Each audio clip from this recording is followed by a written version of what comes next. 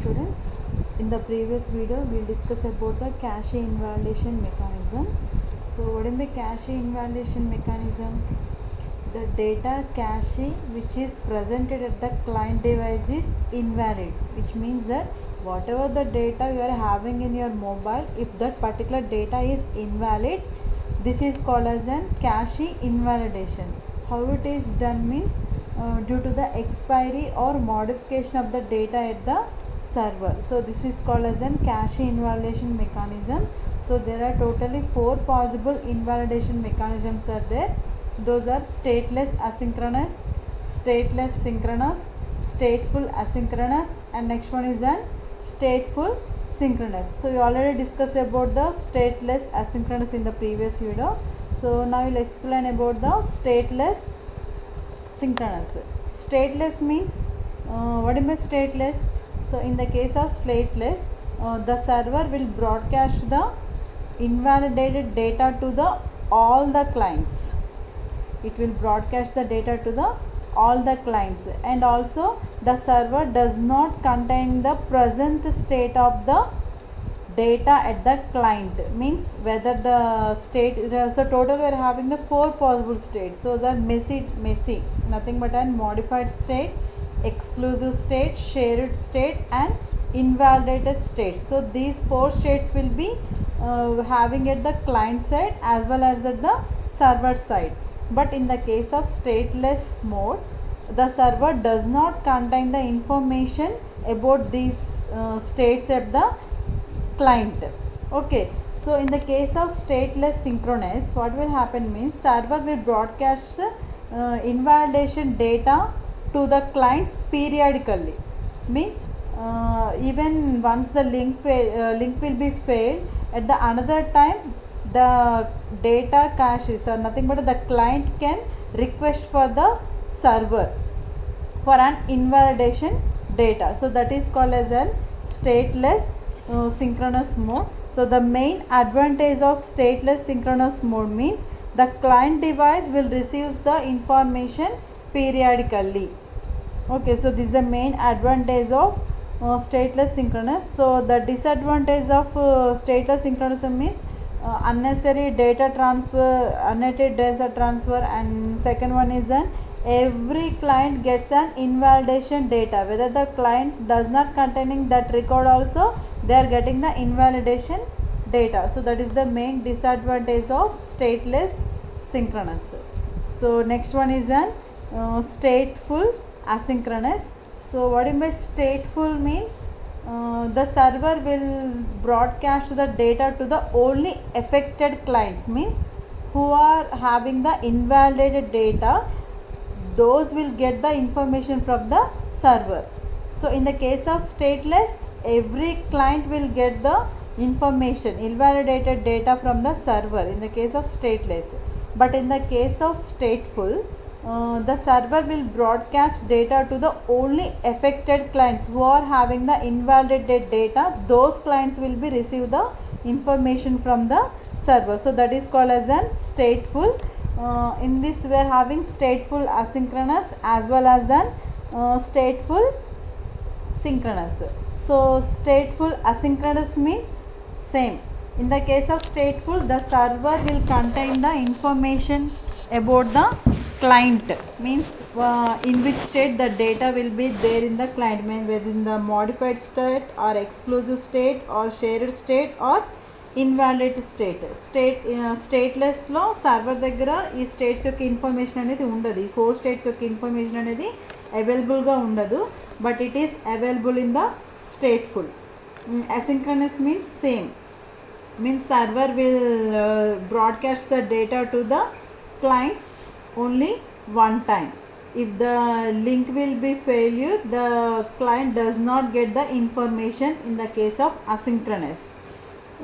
While in the case of synchronous, the server will send the information periodically. So once the link will be failure, then other time the client will request the data from the server. So mainly we are having stateless and stateful.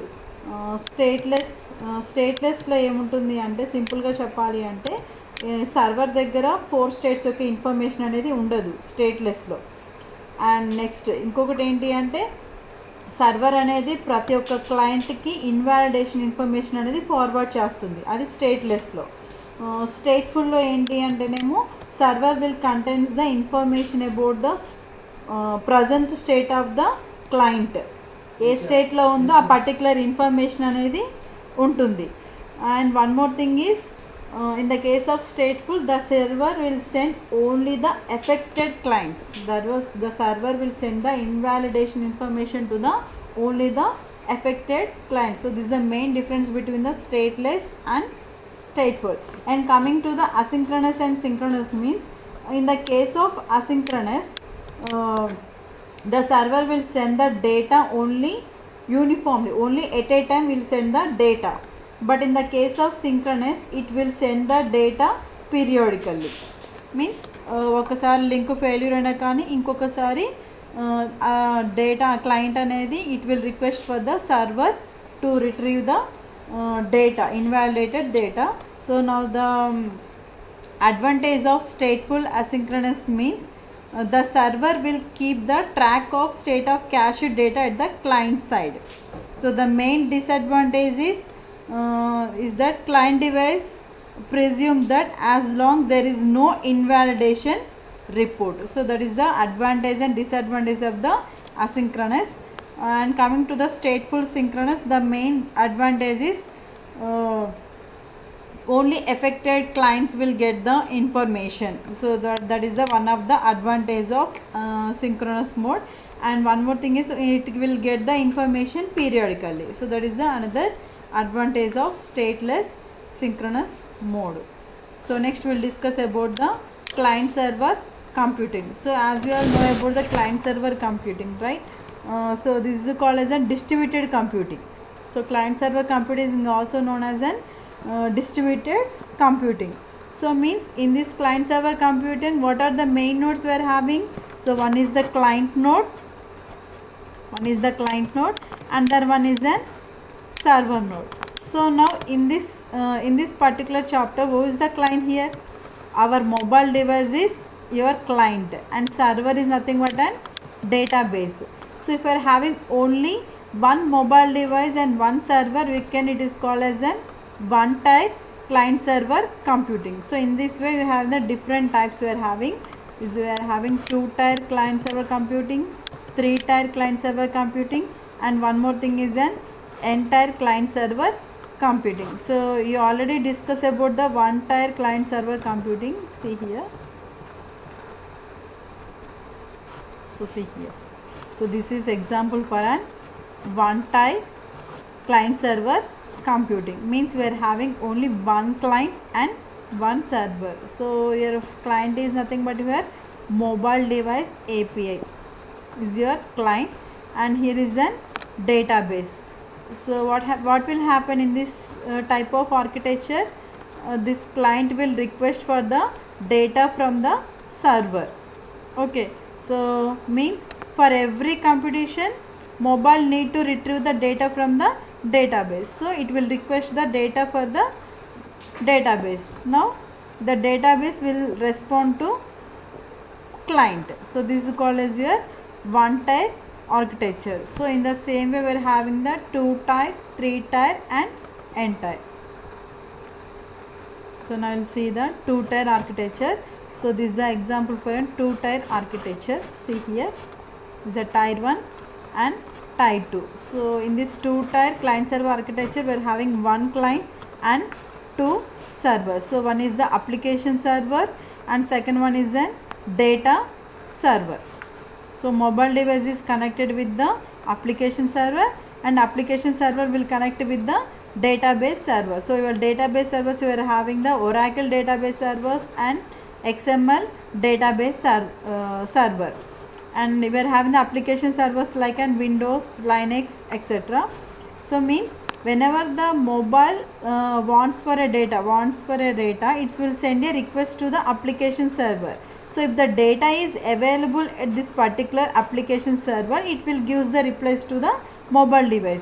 If the data is not presented in the application server, again it will send an request to the next database server, next data server.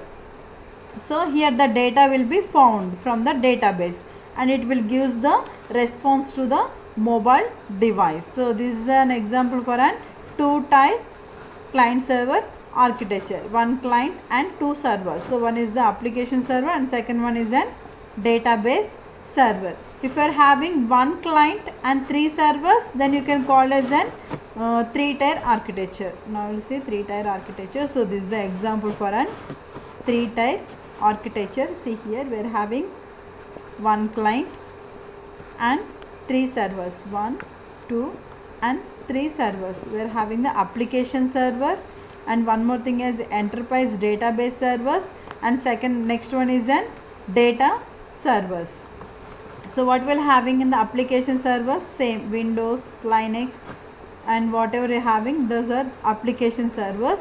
In the database servers we are having the Oracle, ODBC connection and JDBC connection, and next we are having the one more database here, IBM DB2, next Oracle and XML databases.